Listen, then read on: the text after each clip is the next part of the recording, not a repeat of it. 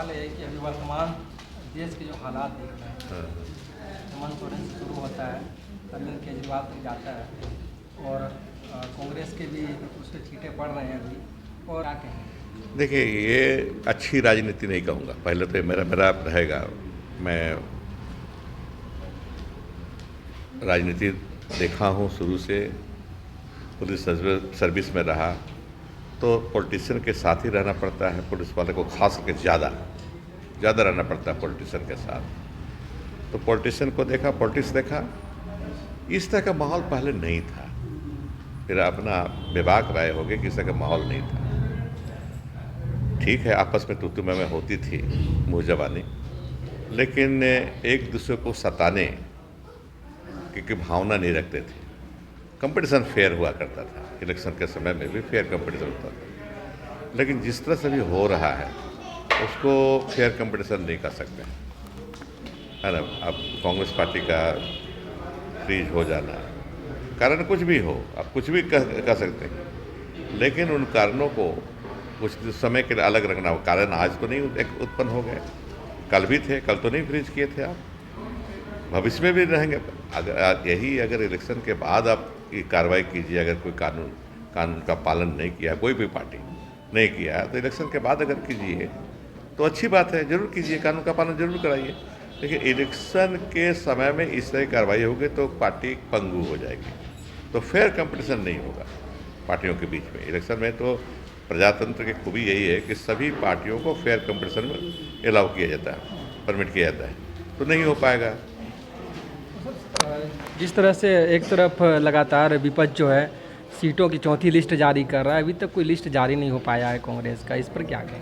नहीं, हमारी पार्टी का तो तैयारी है, जारी होगी, जारी हो जाएगा, कोई उसमें दिक्कत नहीं है। वो सीट शेयरिंग में कहीं थोड़ा सा अड़चन है, उसको होगा तो जारी करना सिर्फ है। तो तय तो हो चुका है, लगभग जानकारी मिल रही है, तय हो चुका है नाम सीट के में कौन कहाँ से लड़ेंगे, हो जाएगा। होने के बाद तो निश्चित रूप से कांग्रेस के पास अब कितनी सीटें हैं? कांग्रेस के पास अभी जो है सोच कांग्रेस पार्टी की, हमारी पार्टी की, वो 7+5+1 7 कांग्रेस अपने लड़ना चाहती है, अपने लेना चाहती है, 5 जेएमएम को देना चाहती है, 1 आरजेडी को और 1 लेफ्ट को देना चाहती है। 7+5+1 यही फार्मूला बनाया गया है पार्टी में। सर, एक अभी वर्तमान में आपने 2 घटनाएं देखी होंगी। एक तरफ सीता सोरेन जाती हैं भाजपा में और वहाँ से फिर जेबी पटेल आते हैं कांग्रेस में।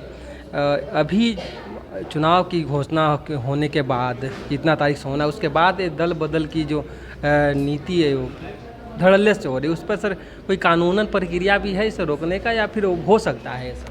देखिए, कानून तो है, ये है, कानून है रोकने के लिए, लेकिन अब अंत समय में जा रहे हैं तो अभी तो वो पार्टी से छोड़ के जा रहे हैं।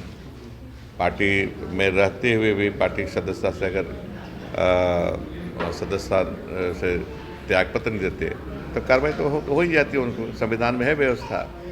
लेकिन अब कोई पार्टी से सदस्यता से, प्रारंभिक सदस्यता से इस्तीफा दे दे, जो पद में है, मान लो विधायक हैं, वहाँ से इस्तीफा दे दे, क्या कार्रवाई होगी? सर, एक आखिरी सवाल कि गीता कोड़ा चली गई है भाजपा में, कितना असर दिखा पाएंगे? ये तो भविष्य के गर्त में है, कहेंगे हम। अभी तो क्या होगा भविष्य में, देखिए, अंत में यही कहेंगे, मैं उसको ज़्यादा मानता हूँ कि फैसला जनता करती है। आप कहीं भी जाइएगा, फैसला जनता करेगी, तो जनता फैसला जो करेगी 4 जून को, वही मान्य होगा। सोरेन के बाद झारखंड में हेमंत सोरेन के बाद फिर दिल्ली में अरविंद केजरीवाल भी ईडी के कटघरे में हैं, क्या कहेंगे? ये लोग जनता की गाढ़ी कमाई को लूटने वाले लोग हैं, लोभ और लालच दे करके सत्ता में आने वाले लोग, और जब सत्ता में आते हैं तो जो जनता से किए गए वादों को ये लोग भूलने का काम करते हैं और जनता की गाढ़ी कमाई को लूट करके अपनी तिजोरियों में भरने का काम करते हैं। ये जनता के कल्याण का काम नहीं करते हैं। ये लोग चिंता करते हैं कि किसी प्रकार से ठग करके हम सत्ता में आए हैं तो जनता की गाढ़ी कमाई को लूट करके अपनी तिजोरियों में भरने का काम करें।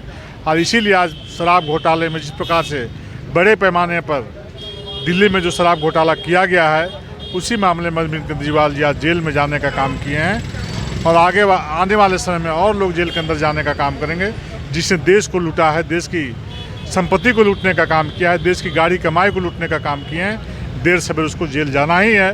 पहले भी हेमंत सोरेन जी भी इसी प्रकार के मामले में गए हैं, आज अरविंद केजरीवाल जी भी इस मामले में गए हैं और आगे भविष्य में जो भी देश को लूटने का काम करेगा, देश की जनता की गाड़ी कमाई को लूटने का काम करेगा, उसका देश में कहीं कोई जगह नहीं, उसका जगह जेल के अंदर ही रहेगा। खड़गे जी का एक ट्वीट आया है कि भाजपा जो है बिना विपक्ष के मैदान में, चुनावी मैदान में उतरना चाहती है, उनके अकाउंट को सीज कर दिया गया। काफ़ी दर्द बयां किया है उन्होंने अपना ट्विटर के माध्यम से। देखिए, लोग घड़ियाली आंसू बहाने का काम करते हैं। भारतीय जनता पार्टी कभी किसी का कोई खाता सीज करता है, न किसी से कुछ लेने का काम करता है।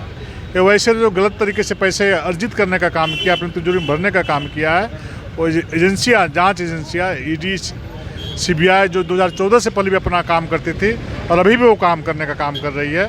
इसलिए लोगों को एक बहाना मिल गया, कुछ भी हो तो भारतीय जनता पार्टी को दोष दे करके वहाँ से निकल चलना है। देश की जनता जानती, कांग्रेस पार्टी 62 साल तक देश में शासन करने का काम किया और देश की जनता को, गरीबों को ठगने का काम किया और 2014 के बाद लगातार 10 वर्षों तक अनेकों कल्याणकारी योजनाओं के माध्यम से समाज का अंतिम व्यक्ति, जो गरीब व्यक्ति होता है, उसके दरवाजे पर नरेंद्र मोदी जी ने विकास की किरण को पहुंचाया है और उसके चेहरे पर मुस्कान ला करके उसके घरों में दिया जलाने का काम किया है। इसलिए देश की जनता आज झारखंड की जनता नरेंद्र मोदी जी का आस्था प्रकट किया है, विश्वास प्रकट किया है और आने वाले दिन में कमल फूल छाप को खिलाने का भी काम करेंगे।